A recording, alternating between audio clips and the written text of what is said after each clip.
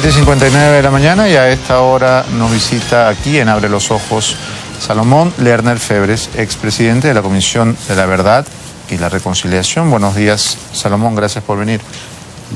Gracias a usted por recibirme, señor Ortiz. ¿Cuál es su percepción de esta campaña que estamos viviendo en Lima, que ha dejado de lado los temas municipales para enfrascarse en una serie de querellas raciales, clasistas y de toda índole? ¿Por qué cualquier diferencia en el Perú termina siempre en esos terrenos?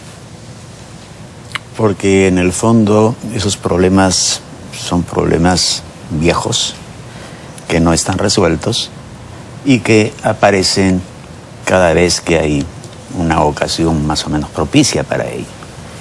Esta ocasión, sin embargo, es, a mi modo de ver, gratuita, porque no debiera haber surgido todo este debate en torno a la revocatoria. Nosotros hemos elegido a una autoridad para que ejerza sus funciones durante 4 años y al cabo de los 4 años debemos nosotros juzgar si es que ya actuó bien o mal. Creo que el plantear, además sin razones contundentes, la posibilidad de la revocatoria, si bien está reconocido esto como un derecho, y en ese sentido no hay nada que objetar desde el punto de vista legal, desde el punto de vista, si quiere usted, ético, político y de buen sentido, no es mayormente aceptable. Pero la pregunta que usted me hacía era respecto del otro. Vivimos en una sociedad y así creo que se comprueba, si es que se estudia en verdad la historia de modo adecuado, no simplemente aprendiéndose nombres de héroes y fechas de batallas. Vamos a darnos cuenta que nuestro país es un país que no ha madurado socialmente, no ha madurado políticamente, y en donde hay vastos sectores de hermanos peruanos que no gozan calidad ciudadana, y en donde ha habido un criterio, si quiere, estamental, que viene de atrás, incluso quizás desde el incanato, pero se da en República, y se da en el virreinato y no ha desaparecido en la República. Entonces esas son cosas que se tienen allí medio guardadas y de las cuales debemos de alguna manera purgarnos, ¿no? Ahora, la reconciliación, que era parte de la tarea de la Comisión de la Verdad, luce muy lejana todavía. Sí. Y este tipo de enfrentamientos nos lo demuestran. Se planteó que esta batalla por o contra la revocatoria era una dicotomía corruptos, decentes, mafiosos contra transparentes. ¿Cuánto aporta esto a la reconciliación? Pues yo le diría que poco, pero en primer lugar una precisión. La Comisión de la Verdad no estuvo encargada de reconciliar al Perú, ¿no es cierto? Ninguna comisión podría estar encargada de eso. Ninguna comisión, obviamente. Además, se llamó así. Esta comisión se llamó en primer lugar Comisión de la Verdad. Es luego que le añaden las palabras reconciliación.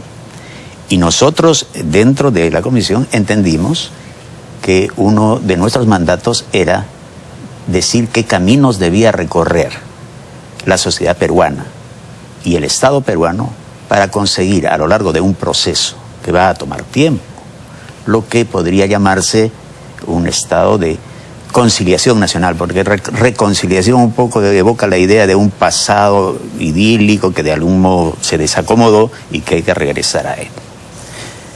Y decíamos nosotros en la comisión que este proceso solo se va a dar cuando, en fin, haya una refundación de un pacto social entre los peruanos, entre nosotros y entre el Estado que nos representa y los ciudadanos, en el sentido de reconocimiento de determinados valores, dignidades, derechos y también cumplimiento de deberes por parte de todos los peruanos. Esto que está sucediendo hoy evidentemente no ayuda a que, en fin, marchemos en el camino de la reconciliación, a menos que lo entendamos que sí lo hace por defecto, en el sentido de que nos pone nuevamente frente a los ojos una imagen de un país que no se entiende bien, de un país que no tiene un proyecto nacional, de un país que no deja madurar planes ni actividades y que se mueve más bien por pequeñas ambiciones políticas. En los últimos días hemos escuchado a diversos líderes pronunciarse sobre una propuesta muy polémica, la ley del negacionismo. Es decir, que si un peruano dice que en el Perú no hubo terrorismo, que no hubo una guerra, que no hubo un enfrentamiento y pretende mostrar la historia de una manera distinta, estaría incurriendo no en una falsedad, sino en un delito punible. Sí. ¿Qué le parece esto? Insensato. Y lo he dicho yo hace mucho tiempo. ¿Por qué? En primer lugar, porque el trabajo mismo de la Comisión de la Verdad, estando nosotros ciertos de haber hecho una labor absolutamente rigurosa y objetiva, y pues siempre lo hemos considerado como una verdad abierta que todavía tiene que nutrirse de una serie de elementos y que finalmente refleja un drama nacional, no la victoria de los buenos contra los malos, y no simplemente el hecho de que el terror, que obviamente nosotros condenamos y no admitimos dentro de la política, porque es la antipolítica, tuvo un papel importante en esos 20 años. Nosotros también hablamos de determinadas, llamémosle, responsabilidades sociales e institucionales, y no podemos nosotros, en verdad, si queremos ser honestos, negar las responsabilidades que en la lucha contra el terrorismo, lucha que debió realizarse y que era deber asumirla por parte del Estado, hubo aspectos negativos por parte de políticos que se pusieron al margen, en el mejor de los casos, de las Fuerzas Armadas, que ellos mismos admiten cometieron excesos, en fin, habría que estudiar eso, de las instituciones, donde estaban los partidos políticos en ese momento, en fin. ¿Y dónde están ahora, no? Porque ahora, bueno, hay partidos políticos, hay partidos no están haciendo nada. Pero hay partidos políticos en el Perú, yo le diría. En fin, esa es una pregunta que le llevaría un programa, y no conmigo, sino con gente más preparada. Pero yo tengo la impresión que por ahí hay una gran debilidad. ¿Dónde estaban las instituciones sociales? ¿Dónde estuvo, que le digo, el Poder Judicial? Que finalmente fue absolutamente ineficaz contra el terrorismo o los terroristas, que juzgó en un primer momento y que luego aplicó leyes que eran absolutamente viciadas, dadas por el gobierno de Fujimori. ¿Dónde estuvo la educación? ¿Qué hicieron las universidades? ¿Cuál fue el rol de las universidades? ¿Cuál fue el rol de la iglesia o de las iglesias en los distintos lugares del país? Sobre todo eso habla la Comisión de la Verdad. Sobre todo eso es que hay que referirse cuando nos hablamos de esos 20 años. Entonces, condenar el terrorismo, perfecto. Y para eso no se necesita una ley, se necesita simplemente el sentido común, ¿ya? Y algo de honestidad. Pero el establecer una ley en donde de algún modo debería haber un referente, que es una verdad oficial que es desmentida, esa me parece impertinente y grave. Grave porque amenaza la libertad de pensamiento y de palabra, no solo de los medios de comunicación, sino también de todos los ciudadanos peruanos. Y porque se presta a una historia que ya ha sido consagrada por las autoridades y que no puede ser violentada por pareceres disímiles. Yo creo que estas leyes se pueden entender frente a un hecho absolutamente rotundo, como es el Holocausto. Vea usted, eso se ha dado en Alemania, porque negar una cosa como aquello que ocurrió allí es absolutamente... Bueno, y negarlo es delito, ¿no? Sí, yo le digo por eso, allí yo creo que eso implica, la negación del holocausto implica automáticamente la suscripción del antisemitismo, la suscripción de la existencia de infrahumanos, en fin, una serie de cosas. Aquí, negar que hubo terrorismo, en fin, es simplemente, los franceses dirían, una boutade. Todos sabemos que ha habido terrorismo. Entonces, pero ¿cuál es la diferencia entre los muertos del Holocausto y los muertos del terrorismo? Bueno, la diferencia es que queda claro que en la Segunda Guerra Mundial hubo un antisemitismo institucionalizado a través de las Waffen-SS, a través del Partido Nacional Socialista de los trabajadores alemanes, de Hitler. Hubo una solución final, etcétera, etcétera. En tanto que aquí lo que se puede decir respecto de los terroristas es que hubo terroristas, hubo sospechosos de terrorismo, hubo gente que fue encarcelada como si fuera terrorista y no lo era, y prueba de ello es que el mismo señor Fujimori tuvo que crear una comisión de indultos para sacar de la cárcel a inocentes, y no hay todavía una especie de consenso respecto de aquello que sucedió. La Comisión de la Verdad, es curioso, en un país en donde las comisiones duran lo que dura, en fin, un poco la moda, va a cumplir 10 años de haber entregado su informe y se sigue hablando sobre la comisión y se siguen aportando datos, y es una verdad abierta que implica además una especie de impacto moral que todavía no acabamos de procesar. Hay gente que de algún modo no entiende que hubo una época, pero que ya pasó. Sigo sin entender ¿sí? La diferencia entre un muerto del Holocausto nazi y un muerto del terrorismo. No hablemos de los miles o millones, hablemos de un muerto. Tratando obviamente, de una vida. Se trata de una vida, y eso obviamente es condenable. Y una vida vale un universo, ¿no es cierto? Lo que ocurre es lo siguiente, que tratar de establecer un relato que sea unívoco sobre aquello que ocurrió en nuestros 20 años de lucha contra Sendero Luminoso y el MRTA, no es, si quiere usted, una situación a la cual hayamos llegado, porque incluso el informe de la Comisión de la Verdad se dice que tiene que ser completado, y el propio informe dice que es un informe abierto. ¿Pero en qué siente usted que no hay consenso? Bueno, ¿En decirle digamos, terroristas a los terroristas? No, es decir, yo le pregunto una cosa.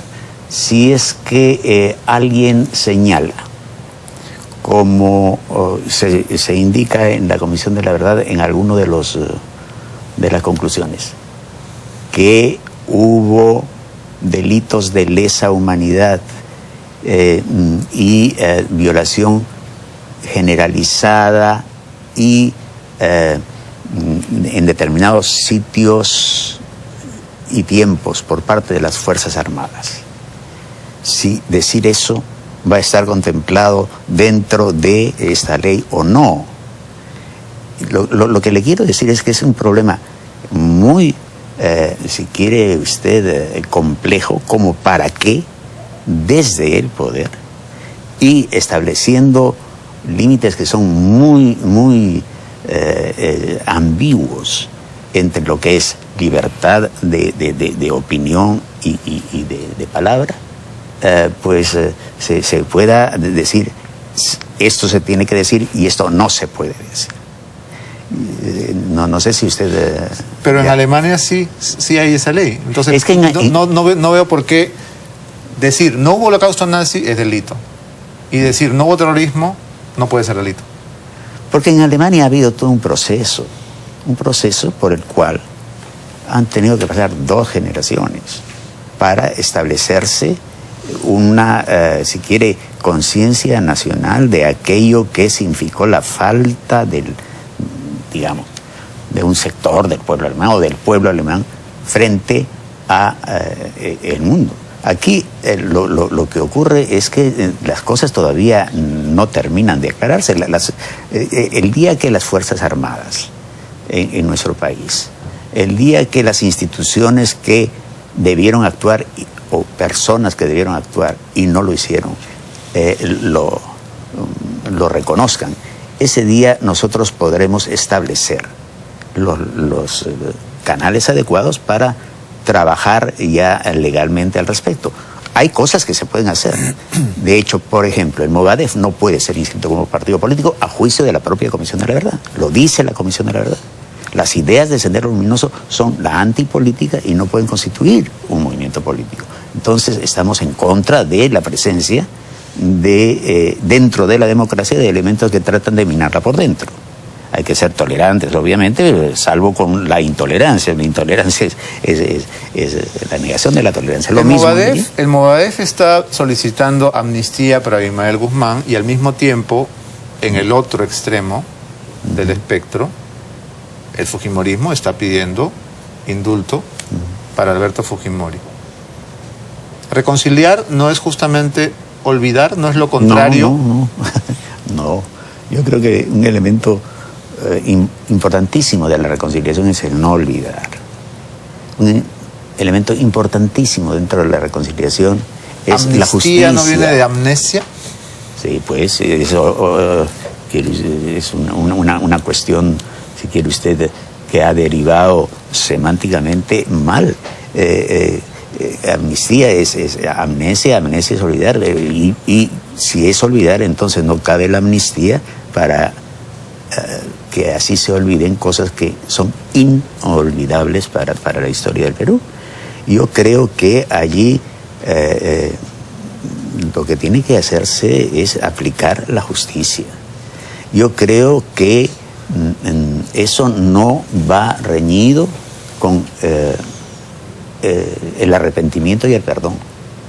Yo creo que debe haber arrepentimiento y perdón.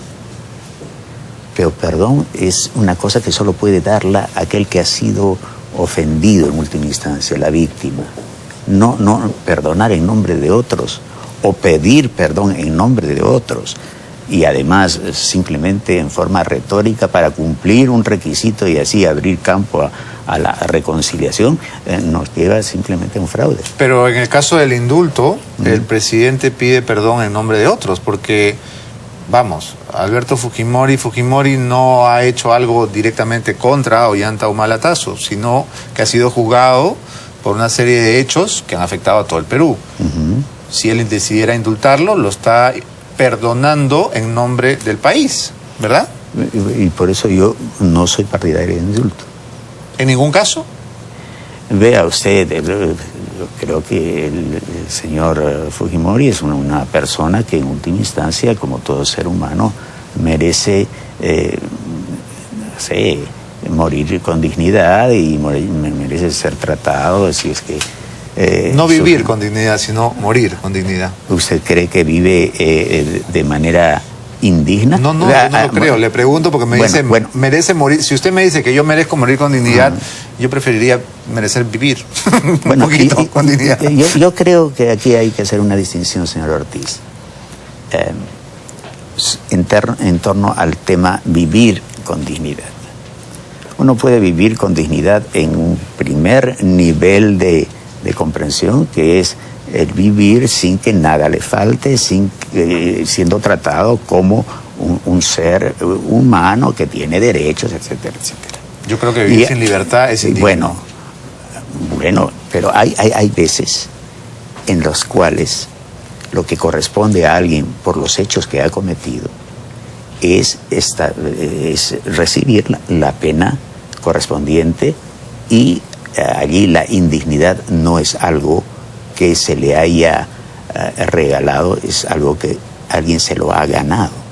Y yo creo que... Uno se merece su indignidad. Se merece su indignidad, yo creo que sí. Y debe, en el caso trabajar... En el caso de Abimael, que digamos, el Movadef batalla por la amnistía, que es distinta al indulto. El indulto es, ok, te perdonamos, pero no nos olvidamos que tú eres un criminal. La amnistía no, la amnistía es, hacemos borrón y cuenta nueva y nunca hiciste nada, aquí no pasó nada. ¿Cuál es su posición frente a lo que solicitan? Yo presido la Comisión de la Verdad, que quiere establecer la verdad y rescatar la memoria. ¿Cómo voy a estar a favor de la amnistía? No, yo no le digo que esté a favor, le digo cuál es su posición. Ya me dijo que piensa el indulto. Absolutamente contraria.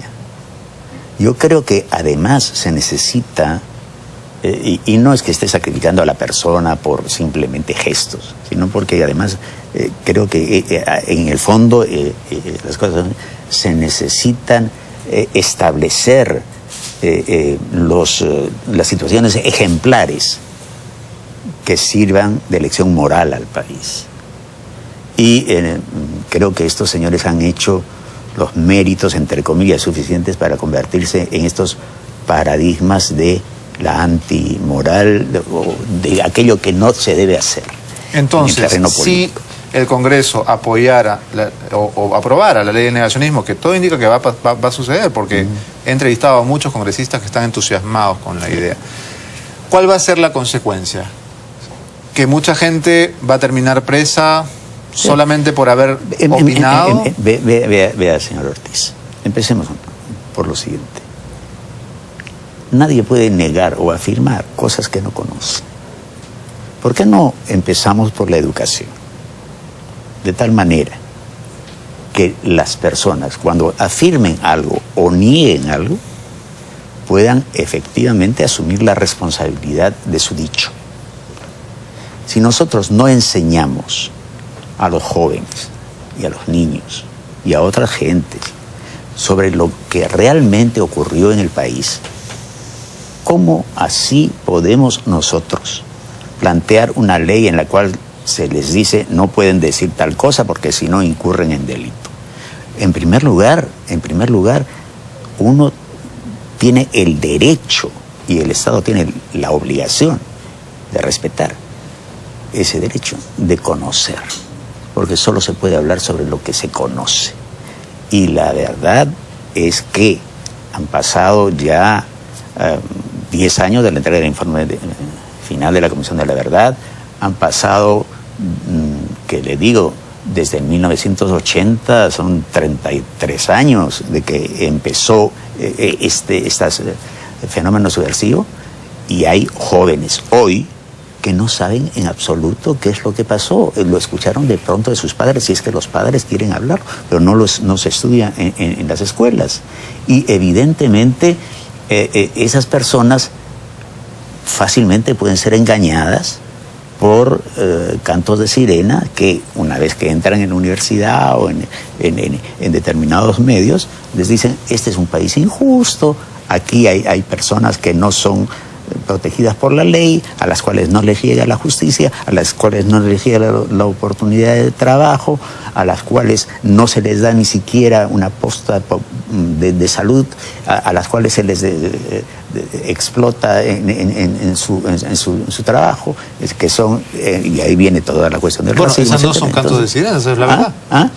Esa es la verdad. Lo que está diciendo pero claro, pero no lo que yo le digo es que a partir de allí hay distintos modos de responder a eso. Y un modo, el no adecuado, y es aquello que ocurrió cuando no se educa éticamente a la persona, es el de la violencia. Cuando se educa a alguien, no solo se le hace conocer un estado malo del país y de las cosas, sino también cuál es el modo correcto de remediar esta situación. Y ese es el sentido de la verdadera educación y de la política. Y por eso es que no hay partidos políticos. El camino es decirles, bueno, democracia, porque decimos que vivimos en democracia, significa ciudadanía. Y ciudadanía significa darles derechos. Y darles derechos implica un gobierno que se ocupe no simplemente de salir en los titulares y de afirmarse en el poder 5 años y, si es posible, 5 años más. Es cuestión de trabajar un plan nacional a largo plazo y en donde no solo tienen responsabilidad los gobernantes, tienen responsabilidad los gobernados y las instituciones de la sociedad civil. Si nosotros simplemente pensamos que las cosas tiene que hacerlas el gobierno o que están bien porque, bueno, hemos crecido en nuestra exportación de materia prima, pues allí finalmente creo que el final podría ser muy triste. Bien, señor Lerner, el tiempo nos ha ganado. Muchas gracias por haber venido esta mañana. Nos vamos a una pausa y cuando regresemos...